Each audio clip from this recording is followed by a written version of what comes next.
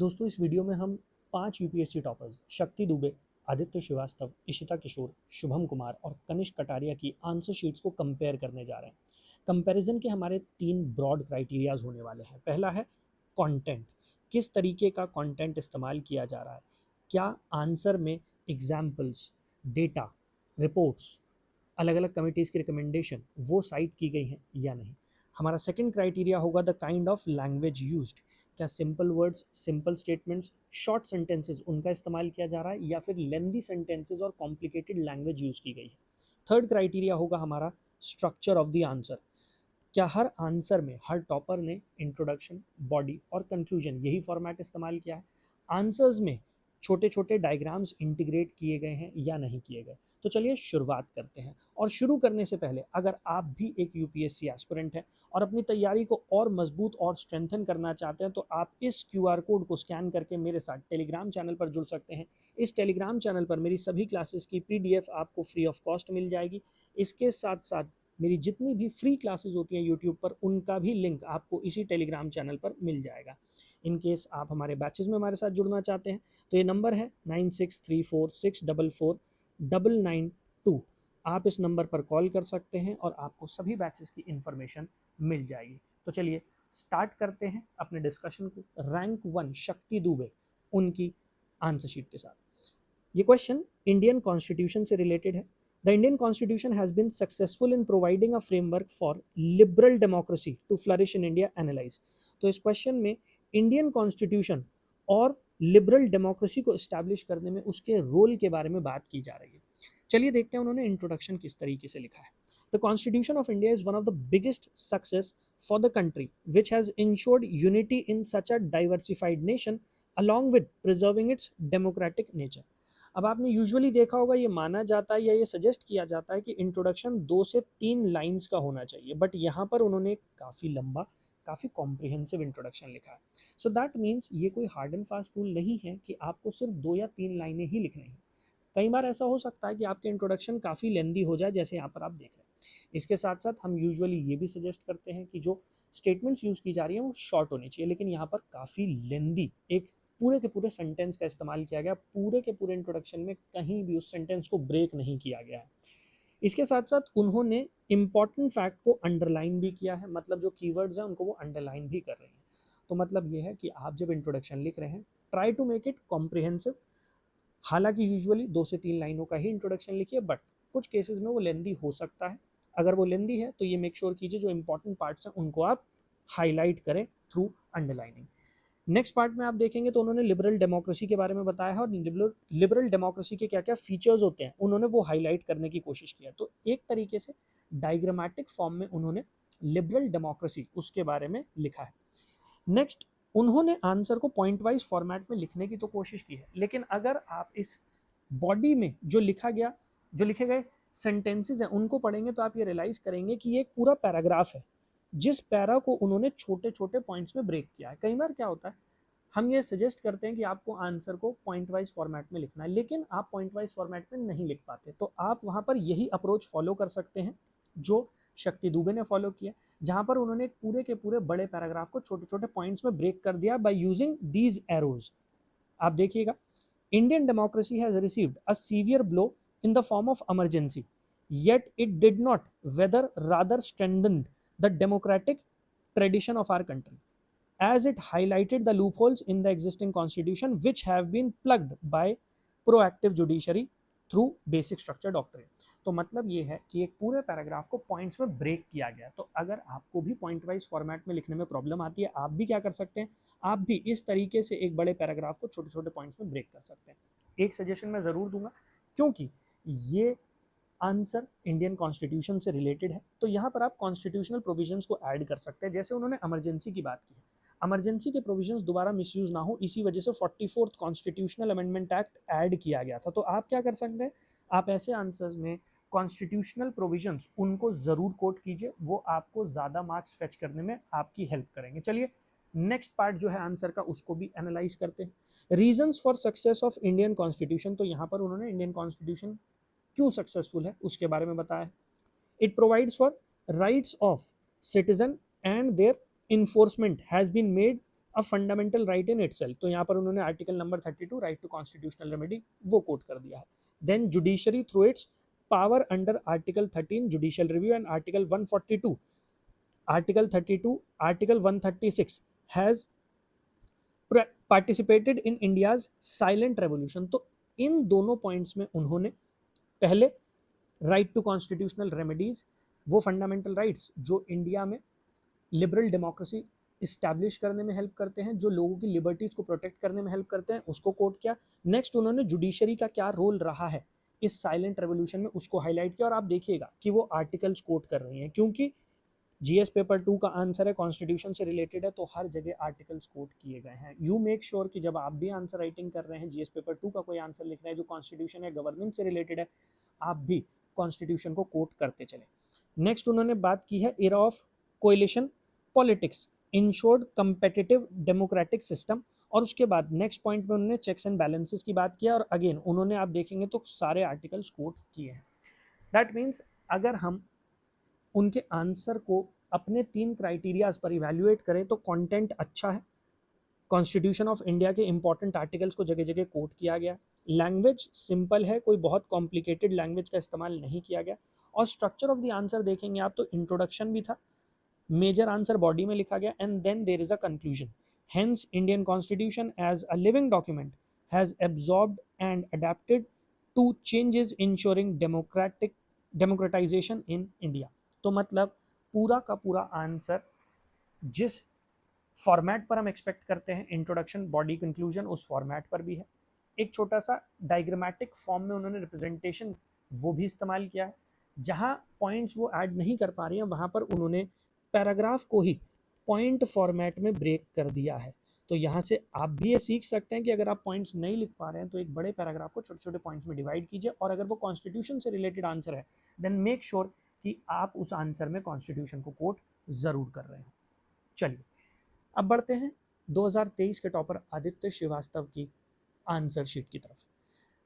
Question again polity से ही related है. The collegium system has become a victim of its own success with the concentration of powers in the hands of a few leading to questions about its legitimacy. तो यहाँ पर collegium system, उसका success और कैसे उसके success की वजह से ही अब उसके ऊपर क्वेश्चन रेज किए जा रहे हैं, क्वेश्चन उसके ऊपर है. अब देखिएगा उन्होंने भी एक इंट्रोडक्शन लिखा और इंट्रोडक्शन कॉन्साइज है, एक छोटा प्रिसाइज इंट्रोडक्शन लिखने की कोशिश की गई है. The collegium system evolve through 3 जजेस case and the recent tussle between CJI and law minister brought it to the fore. अब आप देखिएगा उन्होंने 3 जजेस केस की भी बात की है, और 3 जजेस केस के साथ साथ उन्होंने recently chief justice of India और लॉ मिनिस्टर के बीच में जो झगड़ा हुआ है, जो टसल हुई है, उन्होंने उसको भी कोट किया है. मतलब उन्होंने करंट अफेयर्स के साथ भी इस आंसर को कनेक्ट कर दिया है, क्योंकि बहुत सारे क्वेश्चन ऐसे होते हैं जो करंट अफेयर्स से लिंक होके ही आते हैं, और आप उन करंट अफेयर्स को अपनी आंसर राइटिंग में इंटीग्रेट कर सकते हैं जो उन्होंने किया है. तो मतलब इंट्रोडक्शन अगेन कॉम्प्रिहेंसिव है. अगर हम शक्ति दुबे की आंसर शीट से कंपेयर करें तो इंट्रोडक्शन उससे छोटा भी है, और यहाँ पर करंट अफेयर्स को भी इंटीग्रेट किया गया. चलिए बॉडी की तरफ बढ़ते हैं. It has become victim of its own success. अब कैसे वो अपने सक्सेस का ही विक्टिम बन गया, उन्होंने वो हाईलाइट किया, और यहाँ पर जो सब हेडिंग यूज़ की गई है उसको उन्होंने एक बॉक्स में लिखकर हाईलाइट कर दिया. तो मतलब आपको सब हेडिंग्स भी इस्तेमाल करनी है, और जब सब हेडिंग्स आप लिख रहे हैं तो मेक श्योर कीजिए कि आप उन सब हेडिंग्स को बॉक्स में लिखें, जिससे आप अपनी सब हेडिंग्स को हाईलाइट कर पाए. अब जब पॉइंट्स आप देखेंगे तो उन्होंने पॉइंट वाइज अपने आंसर को लिखा, और यहाँ पर शक्ति दुबे का जो आंसर था इनिशियली, उस आंसर से बेटर पॉइंट्स आपको देखने को मिलेंगे. मतलब जो फॉर्मेट है वो बेटर देखने को मिलेगा. Got independence of judiciary but raised question about legitimacy, transparency, favouritism. अब ये एक बड़ा पॉइंट है. इस बड़े पॉइंट को उन्होंने क्या किया, उन्होंने सब पॉइंट्स में ब्रेक कर दिया. मेजर पॉइंट क्या बना, इंडिपेंडेंस ऑफ जुडिशरी. लेकिन इंडिपेंडेंस ऑफ जुडिशरी की वजह से काफ़ी सवाल भी खड़े हुए, जहां लेजिटिमेसी के ऊपर क्वेश्चन है, ट्रांसपेरेंसी के ऊपर क्वेश्चन है, फेवरेटिज्म के ऊपर क्वेश्चन है. तो मतलब उन्होंने एक बड़े पॉइंट को सब पॉइंट्स में ब्रेक कर दिया. तो अगर आपका पॉइंट बड़ा हो रहा है, आप भी क्या कर सकते हैं, आप भी सब पॉइंट्स बना सकते हैं, आप भी छोटे छोटे पॉइंट्स जो हैं उसमें ऐड कर सकते हैं. नेक्स्ट पॉइंट है violates the principle of checks and balances. अब चेक एंड बैलेंस की जब वो बात कर रहे हैं तो वो भीम सिंह केस उसका एग्जाम्पल भी दे रहे हैं. नेक्स्ट पॉइंट आप देखेंगे, goes against the constitutional morality of limited powers. अब देखिए वो हर चीज को हाईलाइट कर रहे हैं। आपने अभी तक नहीं देखा होगा कि कोई भी इंपॉर्टेंट पार्ट उनके आंसर का आपसे मिस आउट हो। क्यों? क्योंकि वो उसे अंडरलाइन कर रहे हैं, वो उसे बॉक्स में लिख रहे हैं। दैट मीन्स हमें मेक श्योर करना है कि एग्जामिनर हमारी आंसर कॉपी में कुछ भी मिस आउट ना करे, और इसकी रिस्पॉन्सिबिलिटी हमारे ऊपर है। हमें क्या करना है, हमें अपने आंसर में जगह जगह कीवर्ड्स को, इंपॉर्टेंट एस्पेक्ट्स को हाईलाइट करते चलना है, चाहे वो हम अंडरलाइन कर रहे हो, चाहे हम उसे बॉक्स में लिख रहे हो। Next point, no other country has जजेस अपॉइंटिंग जजेस, तो यहाँ पर भी उन्होंने वो चीज़ हाईलाइट कर दी। नेक्स्ट उन्होंने कहा है however this is not entirely true. अब वो कॉइन का जो अदर साइड है, हम बोलते हैं कि every coin has two sides, तो उन्होंने पहले ये बात कर दी कि कैसे जो सक्सेस है कोलिजियम सिस्टम का, उसी की वजह से उसके ऊपर क्वेश्चन रेस किए जा रहे हैं। बट अब वो जो अदर साइड है कॉइन का, द फ्लिप साइड, अब वो उसे हाईलाइट कर रहे हैं। और देखिएगा यहाँ पर भी उन्होंने एक छोटी सी सब हेडिंग जो है उसको इस्तेमाल किया है, but to ensure independence of judiciary has ensured so far. Next है upheld the power of appointment of जजेस विदाउट एग्जीक्यूटिव बायस, यहाँ पर उन्होंने आर्टिकल को कोट कर दिया, separation of judiciary from executive. Next point है was brought to curb executive whims in appointing their favourites, और यहाँ पर उन्होंने हैज अपहेल्ड दैट प्रिंसिपल। तो मतलब अगेन छोटे छोटे पॉइंट्स को यूज कर रहे हैं, और पॉइंट्स को काफी इंफॉर्मेटिव वो बना रहे हैं। जहां जहां हो सकता है वो आर्टिकल्स को कोट कर रहे हैं, वो कॉन्स्टिट्यूशनल प्रिंसिपल्स को कोट कर रहे हैं, वो एग्जाम्पल्स दे रहे हैं। तो मतलब अगर मैं कंटेंट देखता हूँ तो कंटेंट काफ़ी एनरिचिंग है। अगर मैं आंसर का फॉर्मेट देखता हूँ तो फॉर्मेट भी जो हम सजेस्ट करते हैं बिल्कुल आपको एग्जैक्टली वैसा ही देखने को मिल रहा है। इसके बाद उन्होंने वे अहेड भी प्रोवाइड किया है, और वे अहेड को अगर आप देखेंगे यहाँ पर भी वो कॉन्स्टिट्यूशन को कोट कर रहे हैं। Uphold the distribution of power with transparency, publish the criteria for appointment, की किस तरीके से ट्रांसपेरेंसी को प्रमोट किया जा सकता है, उन्होंने वो सजेशन दिया। Executive needs to collaborate with judiciary for spirit of constitution, वो उन्होंने हाईलाइट किया। और लास्ट में उन्होंने एक बहुत प्रिसाइज, एक बहुत छोटा सा कंक्लूजन लिख दिया, this would uphold the spirit of independence with accountability of judiciary. अब यहाँ आप देखेंगे कुछ फैंसी उन्होंने नहीं लिखा, उन्होंने कुछ प्रिंसिपल्स जो है बस उनको कोट कर दिया है, जैसे अकाउंटेबिलिटी है, इंडिपेंडेंस है, बस उन्होंने वो कोट करते हुए उसे एंड कर दिया। मतलब अगर मैं कंटेंट की बात करता हूँ, बहुत एनरिचिंग कंटेंट। अगर मैं फॉर्मेट की बात करता हूँ, फॉर्मेट को कम्प्लीटली फॉलो किया गया है, और इसके साथ साथ उन्होंने वे अहेड भी लिखा है, और अपने आंसर में जगह जगह इंपॉर्टेंट पॉइंट्स को, इंपॉर्टेंट एस्पेक्ट्स को, इंपॉर्टेंट कॉन्स्टिट्यूशनल प्रिंसिपल्स को वो हाईलाइट करते आए हैं। मतलब close to a perfect answer जो हम एक्सपेक्ट कर सकते हैं एक यूपीएससी टॉपर से। नेक्स्ट, इशिता किशोर 901 मार्क्स उन्होंने स्कोर किए थे यूपीएससी मेंस एग्जाम में, जो अपने आप में एक रिकॉर्ड ही है। चलिए उनके आंसर्स को देखते हैं। क्वेश्चन अगेन पॉलिटी से रिलेटेड है, do you agree with the view that time has come to revisit the 7th schedule of the Indian constitution, discuss with suitable arguments. तो यहाँ पर आपको 7th schedule of the constitution उसके बारे में लिखना है, और ये बताना है कि क्या आपको ऐसा लगता है कि 7th शेड्यूल को रिविजिट करने का टाइम आ गया, 7th शेड्यूल में अमेंडमेंट्स चेंजेस करने का टाइम आ गया है। इंट्रोडक्शन उन्होंने लिखा है, the 7th schedule is the federal axis of the constitution that envisions 3 list for smooth governance. अब ये थर्ड आंसर है जो हम देख रहे हैं, और पहली बार आपने देखा होगा कि थोड़े से कॉम्प्लिकेटेड कॉम्प्लेक्स वर्ड जैसे फेडरल एक्सेस, इस टाइप के वर्ड्स यूज किए गए। अदरवाइज अभी तक जितने आंसर्स हमने पढ़े बहुत सिंप्लीफाइड, बहुत ल्यूसिड लैंग्वेज थी। खैर उन्होंने उन वर्ड्स को हाईलाइट भी किया है क्योंकि ये कीवर्ड्स हैं, जैसे स्मूथ गवर्नेंस, तो उन्होंने उसे हाईलाइट किया।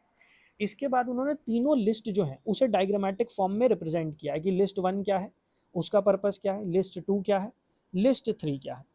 और पूरा का पूरा कंटेंट जो आप देख रहे हैं ये काफ़ी कॉम्प्रिहेंसिव है, पूरा का पूरा कंटेंट बहुत कॉम्प्रिहेंसिव आपको दिखाई दे रहा होगा। सो दैट मीन्स अभी तक जो आपने आंसर देखा है वो काफ़ी कॉम्प्रिहेंसिव है, उसमें कंटेंट में कहीं भी कमी नहीं है, और presentation of the answer is also extremely well.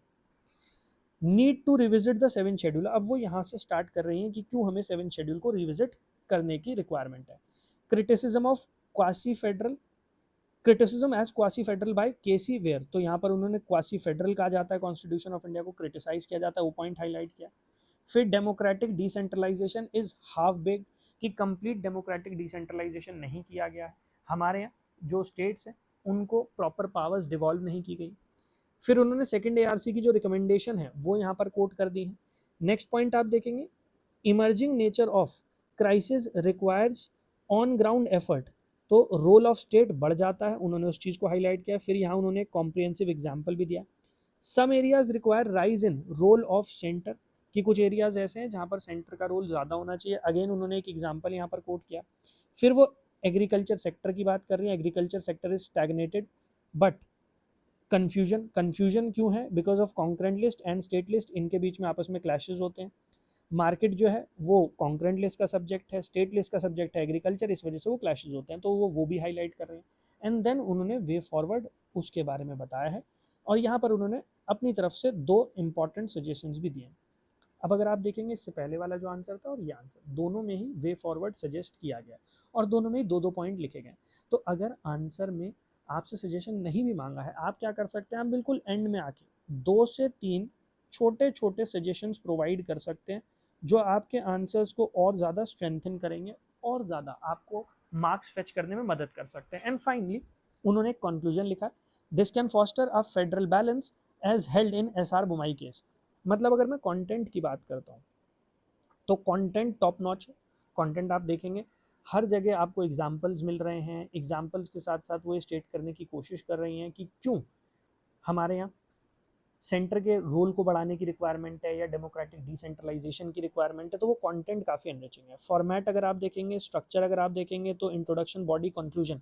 बहुत सारे बच्चे क्या करते हैं, उनको ऐसा लगता है कि यार मेरा आंसर एंड हो गया और मेरे पास स्पेस ही नहीं है, और वो क्या करते हैं, वो कंक्लूजन लिखते ही नहीं। आप देखिए 2-2 लाइन के कंक्लूजन भी लिखे जा रहे हैं। कंक्लूजन बहुत इंपॉर्टेंट है, वो इस बात को हाईलाइट करेगा कि यहाँ आके आपका आंसर एंड हो रहा है, यहाँ आके आपका आंसर कंक्लूड हो रहा है। सो मेक श्योर कि आप उस फॉर्मेट को ज़रूर फॉलो करें, इंट्रोडक्शन, बॉडी, कंक्लूजन। इसके साथ साथ अपने कंटेंट को एनरिच कीजिए, जगह जगह कोशिश कीजिए कि आपके पास भी एग्जाम्पल्स हो, आपके पास भी कमिटीज़, कमीशंस जो हैं उनकी रिकमेंडेशन होनी चाहिए जो आप अपने आंसर में कोट कर सकें। ये आपको जीएस पेपर 2 में काफ़ी हेल्प करने वाला है, जैसा कि आप इन आंसर्स में देख ही रहे हैं। चलिए नेक्स्ट आंसर की तरफ बढ़ते हैं, जो है 2020 के टॉपर शुभम कुमार का आंसर। ये क्वेश्चन सिटीजन चार्टर के ऊपर है। Citizens Charter make administration both accountable and citizen friendly. However, over time, in a large number of offices, citizen charters have fallen into disguise, suggest measures that can make charters effective. इस छोटे से question के, क्योंकि 10 marks का question है, 3 parts हैं, 3 parts.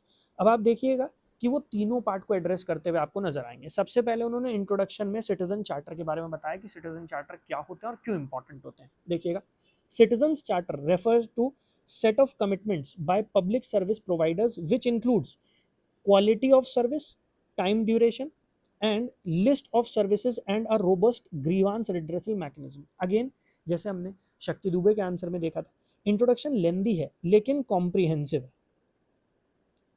Introduction comprehensive है, introduction में कुछ ऐसा नहीं लग रहा कि मिसिंग है, और पूरे के पूरे एक पूरा सिर्फ एक ही सेंटेंस यूज किया गया, तो पूरे सेंटेंस में आपको कनेक्शन दिखाई देगा, कनेक्टिविटी, एक फ्लो दिखाई देगा।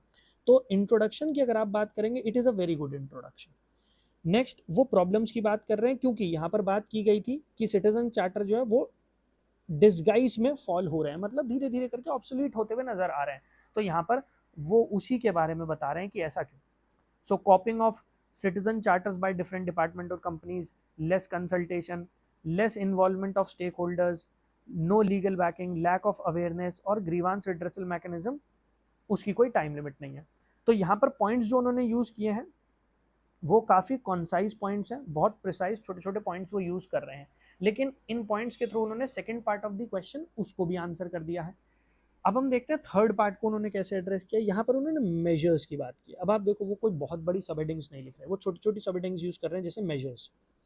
और एक चीज़ आप और नोटिस कीजिएगा उनके आंसर्स में कि कितना नीटली ये आंसर लिखा गया है, किस तरीके से आप अपने आंसर को प्रेजेंट कर रहे हैं ना, वो भी बहुत इंपॉर्टेंट होता है, और वो भी आपको एटलीस्ट आधा नंबर एक्स्ट्रा दिलाने में ज़रूर हेल्प कर सकता है, क्योंकि वो आपके आंसर के स्ट्रक्चर को, फॉर्मेट को और ज़्यादा ब्यूटीफुल बना देता है। खैर, कंटेंट में उन्होंने क्या यूज़ किया है, वाइड कंसल्टेशन की बात कर रहे हैं, अवेयरनेस जनरेशन की बात कर रहे हैं, लीगल बैकिंग प्रोवाइड करने की बात कर रहे हैं, रियलिस्टिक गोल्स की वो बात कर रहे हैं। अब इन पॉइंट्स को जब आप देखेंगे ये इससे पहले जो हमने आंसर देखे, चाहे वो इशिता किशोर का आंसर हो चाहे आदित्य श्रीवास्तव का आंसर हो, उतना एनरिचिंग आंसर नहीं है। वो वाइड कंसल्टेशन की बात कर रहे हैं, लेकिन वाइड कंसल्टेशन कैसे हो सकता है उसके बारे में अभी सजेशन नहीं है। वो अवेयरनेस जनरेशन की बात कर रहे हैं, तो यहाँ पर वो एम्प्लॉयज़ की बात कर रहे हैं, दे शुड बी सेंसिटाइज। लेकिन क्या गवर्नमेंट की तरफ से कोई ऐसा इनिशिएटिव लिया जा रहा है जहाँ पर वो सेंसिटाइजेशन क्रिएट किया जा रहा है, वो मेंशन नहीं। लीगल बैकिंग की भी बात की जा रही है, बट किसी कमिटी ने कोई रिकमेंडेशन दिया, कोई सजेशन दिया, वो नहीं।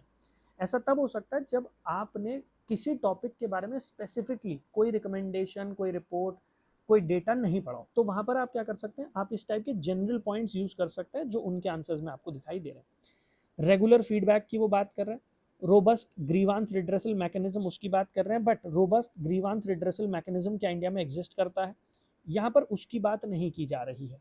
तो अगर आप ये देखेंगे, आंसर कहीं ना कहीं कंटेंट वाइज पिछले दो आंसर्स या फिर शक्ति दुबे के आंसर से भी कंपेयर करें तो कंटेंट जो है वो थोड़ा आपको लैक करता हुआ नजर आएगा। इससे पहले जो दो आंसर्स थे दे वर लोडेड विद कंटेंट, बट यहाँ पर वो कंटेंट कम है। तो आपको याद रखना है कि कंटेंट पर आपको फोकस करना है। हालांकि ऑल इंडिया रैंक 1 है, तो ऐसा नहीं है कि उन्होंने सारे आंसर्स ऐसे लिखे होंगे। ऑफ कोर्स उनके जो बाकी आंसर्स होंगे जो उन्होंने रियल टाइम एग्जाम में लिखे होंगे उसमें कंटेंट अच्छा रहा होगा, तभी ऑल इंडिया रैंक 1 स्कोर की है। ठीक है, तो आपको क्या करना है, work on your content. But आप इस आंसर को देख के ये समझिए कि कितना नीटली इस आंसर को लिखा गया, कितना बेहतरीन तरीके से वो एक्सप्रेस कर रहे हैं चीज़ों को, लेकिन कंटेंट की कमी है और वो कंटेंट की कमी आपको पूरी करनी पड़ेगी। नेक्स्ट जो आंसर हम देख रहे हैं वो है कनिष्क कटारिया, 2018 के टॉपर हैं। क्वेश्चन है role, what is the role of, what is the role that opposition plays in democracy like India, in this context discuss whether our parliament can benefit from shadow cabinet. तो पहली चीज तो यहाँ पर पूछा गया है कि ऑपोजिशन का रोल क्या होता है इंडिया जैसी डेमोक्रेटिक कंट्रीज में, और दूसरा है कि शेडो कैबिनेट से क्या हम बेनिफिट कर सकते हैं, आपको उस पर बात करनी है। तो यहाँ पर उन्होंने स्टार्टिंग सीधा किया, role of opposition is very critical to the functioning of any democracy. अब वो क्रिटिकल कैसे है वो उन्होंने यहाँ पर बताया है। This is another way of writing an introduction. आप क्या कर सकते हैं, आप सीधा जो क्वेश्चन पूछा जा रहा है उसी को लिख दीजिए और उसके बाद उससे रिलेटेड पॉइंट्स जो हैं वो यहाँ पर कनेक्ट करते हुए आप लिख सकते हैं। तो यहाँ पर उन्होंने क्या किया, उन्होंने सिर्फ ये मेंशन किया कि ऑपोजिशन का रोल बहुत क्रिटिकल होता है। इसकी जगह आप कोई रीसेंट रिपोर्ट या फिर कुछ ऐसा हुआ हो कंट्री में जो न्यूज़ में रहा हो, आप उसको भी हाईलाइट कर सकते हैं। बट अगर आपके पास ऐसी कोई रीसेंट इंसिडेंट, ऐसी कोई रिपोर्ट नहीं है, तो आप क्या कर सकते हो, आप इस तरीके से भी अपने इंट्रोडक्शन को स्टार्ट कर सकते हो, जहाँ पर आपने क्वेश्चन को ही कोट कर दिया और कोट करते हुए फिर आपने छोटे छोटे पॉइंट्स लिख दिए जो इसके साथ कनेक्ट हो रहे हैं। ठीक है, जो इसके साथ कनेक्ट हो जाएंगे। However, in recent years, it has also been criticized for negative actions like disruption, political horse trading और बेसलेस एलिगेशन। तो उन्होंने फिर ये हाईलाइट किया है कि क्यों ऑपोजिशन के रोल को क्रिटिसाइज किया जा रहा है, और यहाँ पर उन्होंने बताया है कि क्रिटिसिज्म के ग्राउंड्स क्या हैं, जैसे frequent disruptions in parliament, baseless allegation लगाए जाते हैं गवर्नमेंट के ऊपर, हॉर्स ट्रेडिंग होती है, ऑल ऑफ दैट। अभी तक आप देखोगे तो आंसर कॉम्प्रिहेंसिव है, कंटेंट का यूज़ किया जा रहा है, बट कंटेंट बहुत सिंपल मैनर में इस्तेमाल किया जा रहा है। मतलब एक सिंपल, एक ल्यूसिड आंसर है, बट कंटेंट एनरिचिंग है। फिर उन्होंने शेडो कैबिनेट की बात की है। पहले उन्होंने ये समझाया कि शेडो कैबिनेट क्या है, इसके बाद कैसे वो हेल्प कर सकते हैं उन्होंने उसके बारे में बताया है। Then however its relevance to Indian parliament is still not strong. तो उसकी जो रेलिवेंस है इंडियन पार्लियामेंट में वो अभी भी स्ट्रॉन्ग नहीं है, और क्यों नहीं है उसके पॉइंट्स उन्होंने यहाँ प्रोवाइड कर दिए हैं। अब देखिए, हर क्वेश्चन पर भी डिपेंड किया करता है कि आंसर किस तरीके से लिखा जाएगा। अब इस क्वेश्चन में जो उन्होंने पॉइंट्स प्रोवाइड किए हैं बहुत सिंपल, बहुत ल्यूसिड पॉइंट है और करेक्ट है अपने आप में।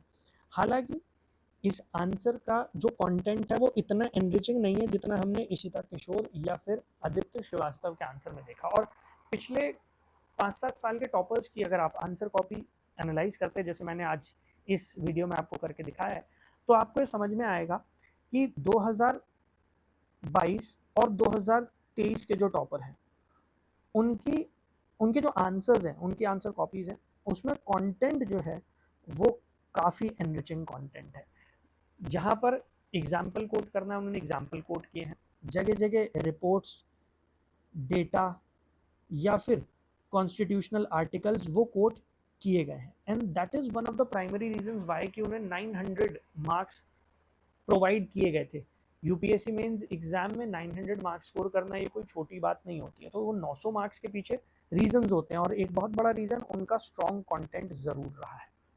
आई होप आपको अलग अलग टॉपर्स के आंसर देखकर अंडरस्टैंडिंग क्रिएट हुई होगी कि किस तरीके से आपको आंसर राइटिंग करनी है, कैसे आप इंट्रोडक्शन लिख सकते हैं, किस तरीके से आप कंक्लूजन लिख सकते हैं, और आपका कंटेंट किस टाइप का होना चाहिए, कैसे आप अपने कंटेंट को और एनरिचिंग बना सकते हैं।